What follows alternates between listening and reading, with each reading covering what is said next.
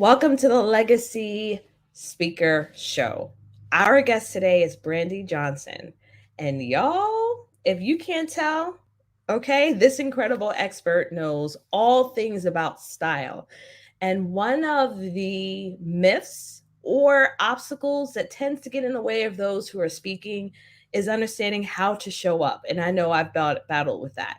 What I love about Brandi is that she has the street cred, okay, to help us get our style all the way together.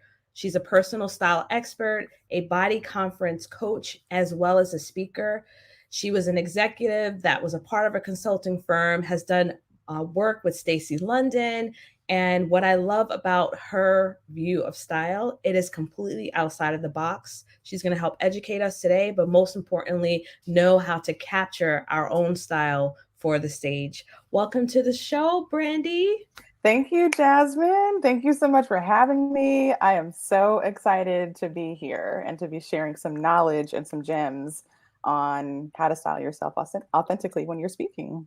Absolutely, absolutely. I think the biggest challenge for me when I was speaking was figuring out what to wear, how to do my hair, being a person of color with a majority white audience, also being plus size. So all of those things we're going to get into to some degree, but I first want to introduce your amazing journey to the audience that's watching. So just to let me know like what got you to what you're doing now and some of the experiences that aids into the work that you do for your clients.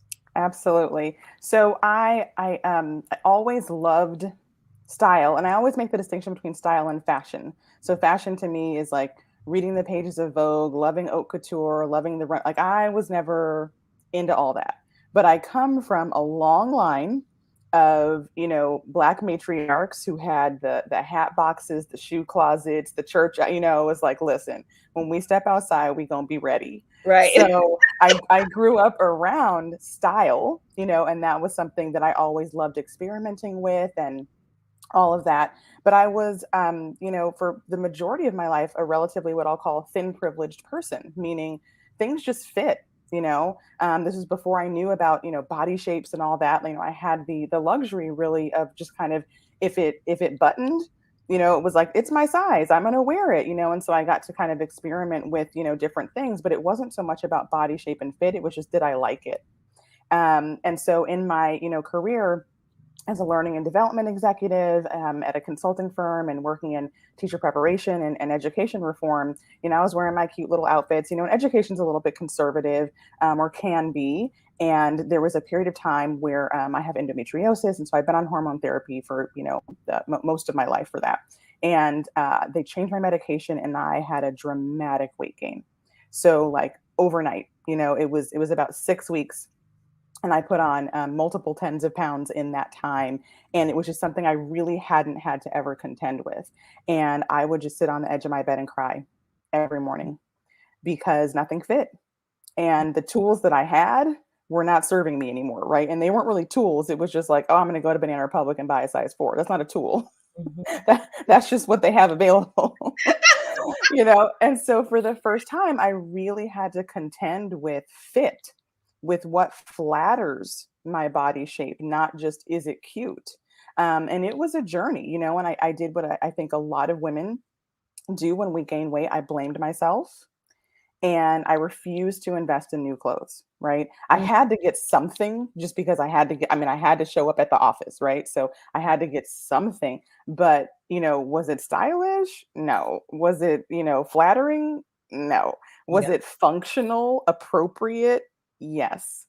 Mhm. And so when the weather changed and it was time to re up again in this new size, I had a decision to make. I could keep punishing myself. I didn't know that's what I was doing at the time, but I could keep punishing myself by not investing in this new body, or I could make a change. And I chose my bigger self. And I started buying clothes that fit and also flattered my body shape. So really thinking about, there's a role here. There gravity has taken hold in some different places, So how do I really accentuate my shape? And that actually was the foundation that allowed me to start to play with color and prints and patterns. And Jasmine, the compliments started rolling in. I'd be at these education conferences, be like, how did you, I would have never thought to put that together. Or I would have, and it was just so empowering to be at this size, a size that society was going to say is like, oh, you're getting bigger, all this messaging. And it was like, I look good. But that was a journey for me. And so a lot of that really informs the work that I do now with my clients at every size.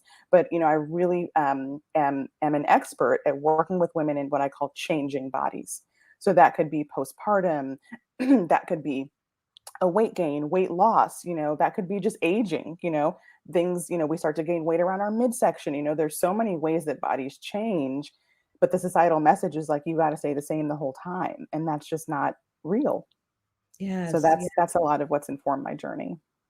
absolutely, absolutely. I love that so much, and it resonates with me tremendously.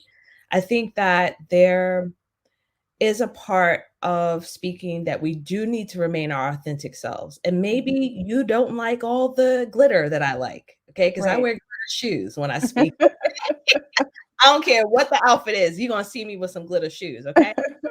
But that's my personality. I love that. I love anything that sparkles, anything that's very like, frilly and, Mhm. feminine, right? Especially when I'm speaking, I feel like that gives me a boost of confidence. However, that doesn't mean that that is what works for you. Right.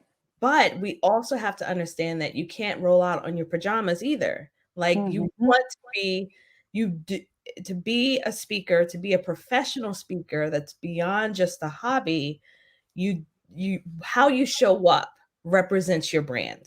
Absolutely. So you could still feel good, feel confident in clothes that fit you well, that also goes with your personality. So Yes. we want to keep that at the forefront of knowing that we're not trying to change your style. Mhm. We want you to feel comfortable and confident. We're not saying what women should be wearing on stage, what men should be wearing on stage particularly, but it is important for you to start considering that. It is, and I think one of the things that, I'll share that I think will help a lot of people is differentiating between style and fit.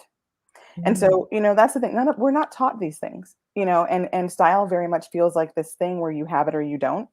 It becomes this very binary thing of, well, some people just understand how to get dressed. And, I never, maybe in your childhood, you just didn't have, those experiences, or, there's all sorts of stuff I work with my clients on with mindset. It really is a mindset thing. But for our purposes here, making the distinction between style and fit, and you just alluded to this, is key. So the sparkle, the glitter, the glamour, whatever that is for you, that is style. Style comes secondary to fit.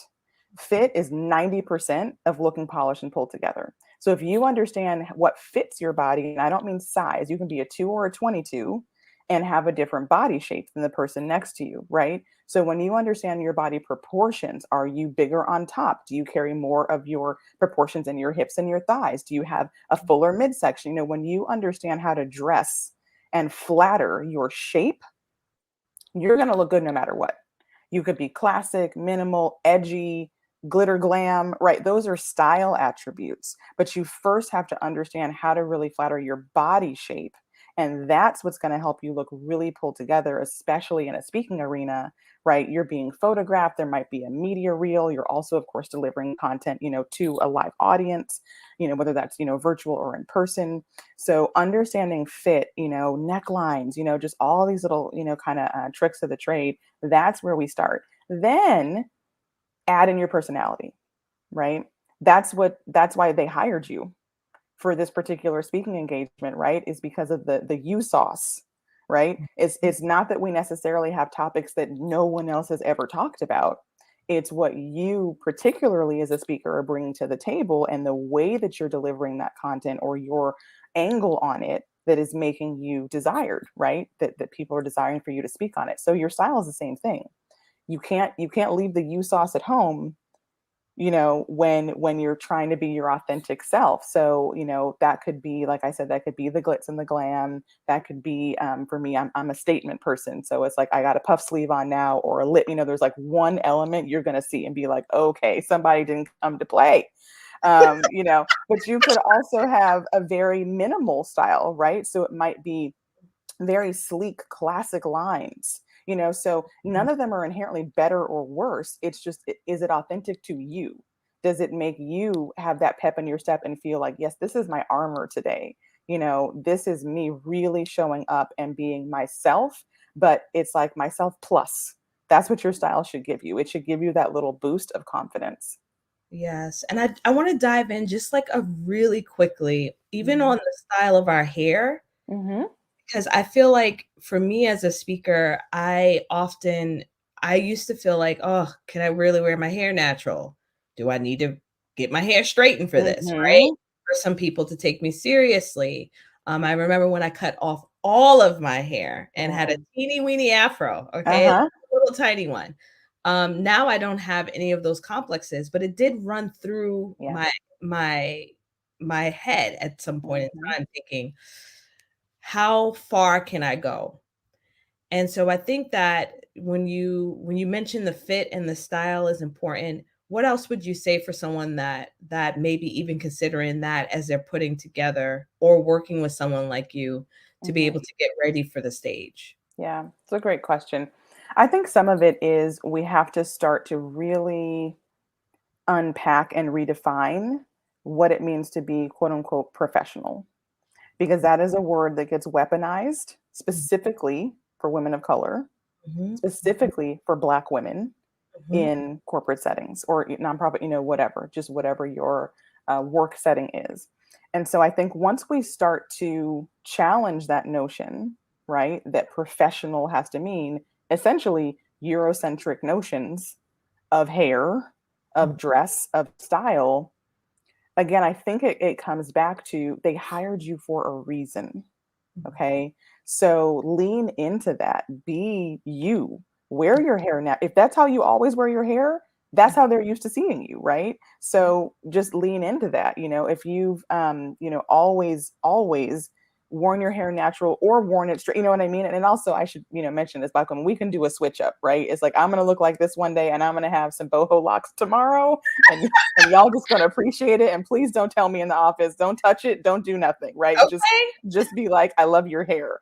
But all that to say, I think we just have to start to normalize that as Black women, of just, this is me, right? Now, specifically for preparing for a speaking engagement, I want the folks I work with, the women I work with, to really think of their hair as an accessory. Okay. So it is just like putting on a pair of earrings. It is just like a statement, a red lip, right? Your hair essentially accessorizes what you're doing. So, for example, if you have on a very high neckline, so I have on a crew neck today, right? Wearing my hair up would be fine because I have kind of more real estate with the fabric, right? So I can wear my hair up. Conversely, if I have, say, my hair up, I might want to do a bigger earring. Okay. Because now I've got a lot of space happening right here, especially say if I didn't have a high neckline, I had maybe a V neck. That's a Mhm, lot of space. And so you want to take up the negative space with your jewelry. So you'd mhm. wear a larger diameter earring.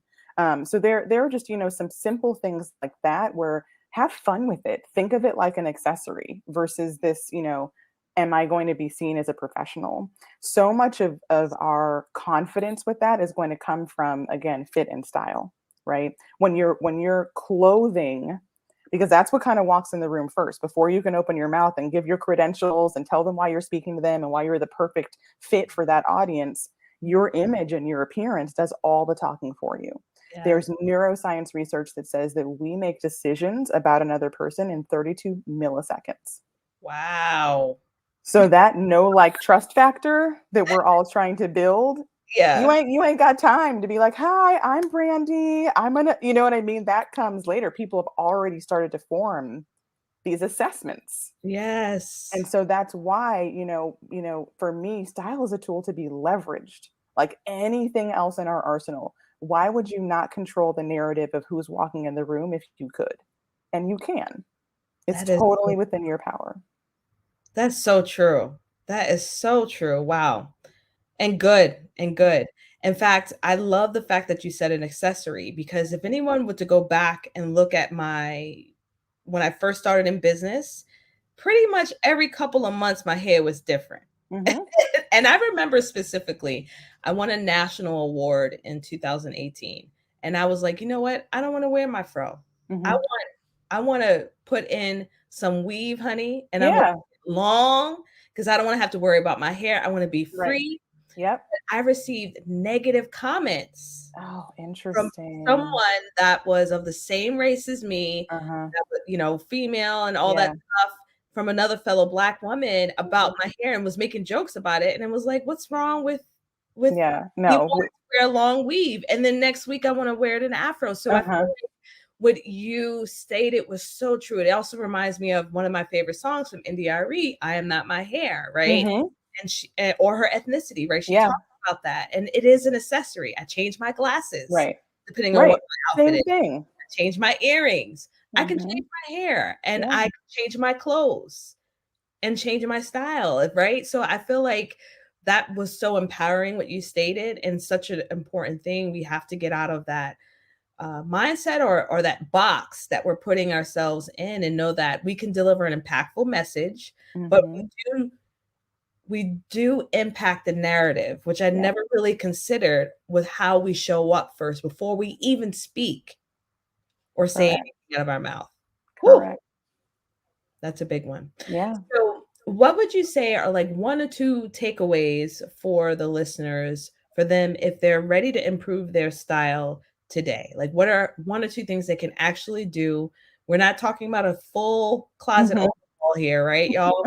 But there are some small steps that you can take today. Yeah, absolutely.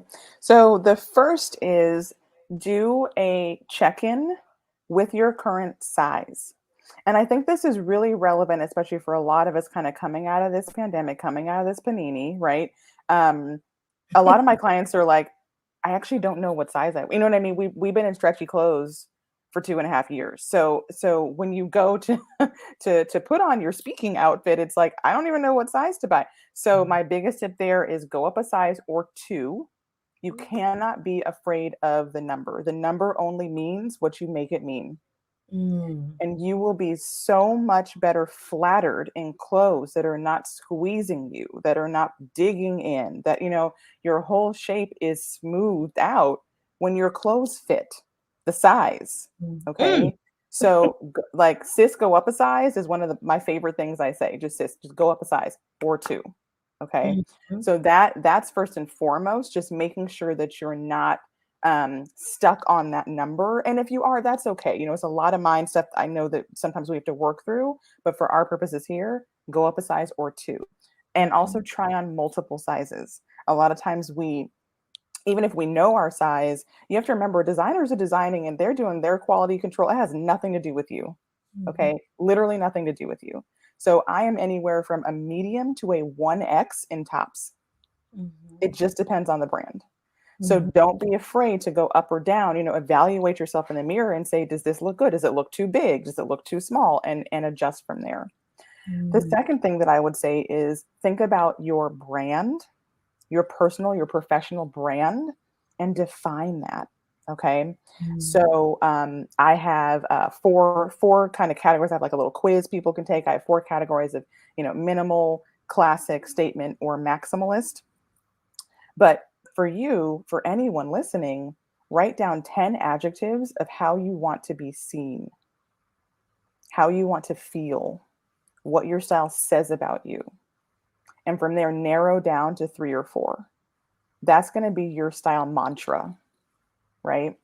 So for you, Jasmine, I'm making this up, right? But with the glitter and, it might be sassy, bold, energetic, mhm, right?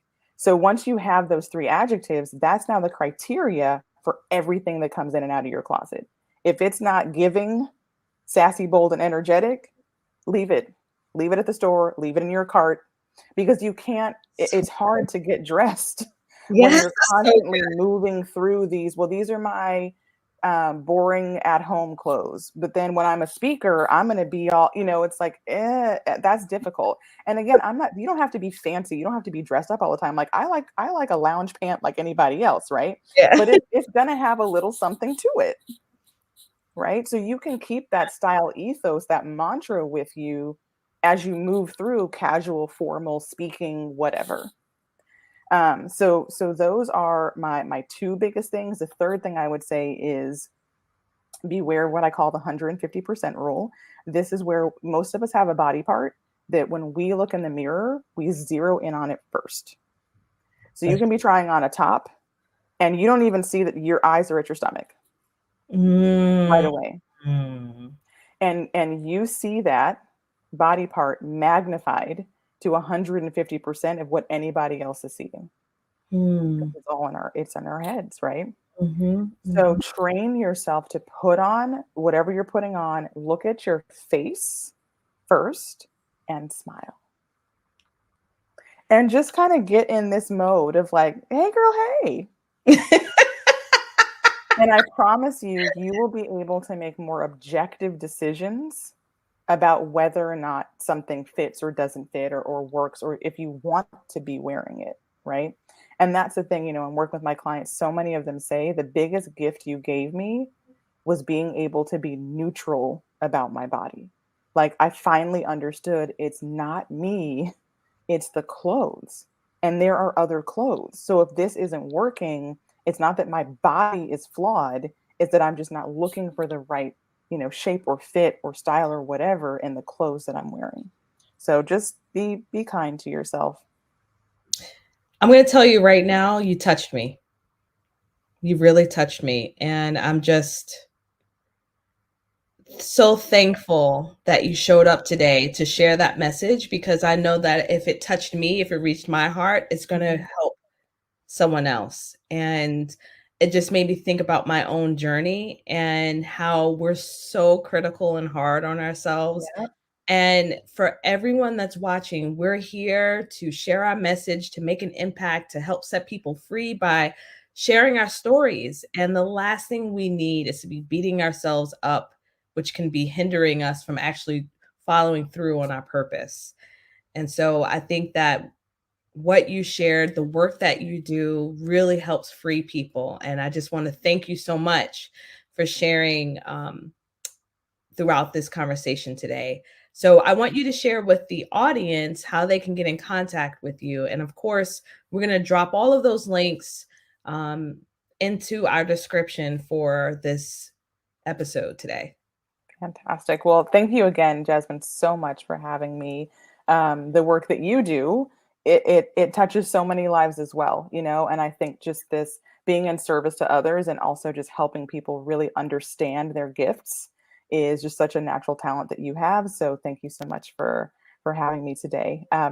Where you can find me. So my I go by Brandi. My full first name is Brandeis. And so you can find me everywhere on social media as Brandeis Nicole. It's my first and my middle name. And so Instagram is a great place to find me. I also have a free Facebook community that you can just search if you're on Facebook called Style for Smart Cookies. We have a lot of fun in there. It's just a great community of just uplifting, never tearing each other down. People ask all kinds, I'm looking for jeans, I'm looking for this, and I pop in there too and give advice. And then I also have an email list. So you can find all those links on my website, brandeisnicole.com. And then I'd say if you want to work with me, there's a couple of ways to do that. I offer one-on-one style support. So I'm like your fairy style mother. If you ever want to just wave a magic wand and have clothes magically appear in your closet at your doorstep, that's me. I'm your girl. And if you're more of a group program type person, I do have a program that doors will be opening again in May. It's called Getting Dressed Again, and it's a comprehensive 9-week program where we really go in depth in teaching you all of the different ways to style yourself, to feel good about yourself in your body, how to shop smarter, how to define your style over time, all sorts of goodness. Awesome. Well, thank you so much for being on the show today. Thank you. Bye-bye. Bye.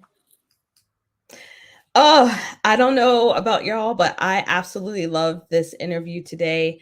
I think every single one of us can take a moment out in our schedule and look at how am I showing up with how I'm dressing myself? Do I feel fully confident, not only in the message that I'm sharing, but how I'm presenting myself? And if your answer is no, you have to contact Brandi. There's something so powerful about feeling good. I know I feel awesome sometimes when I put on a face, when I'm wearing a new shirt, new earrings, whatever it is that feels good to me. automatically is lifting up my spirit. And I want each of you to feel that way every time you step on the stage, whether it's virtual or in person. If you know that you're ready to uplevel your speaking career, please, please reach out to me. I would love to help you create your signature talk or refine your business so that you can continue to focus in on serving people from the heart and making a great impact. All right. I will see you all in our next episode. Bye-bye.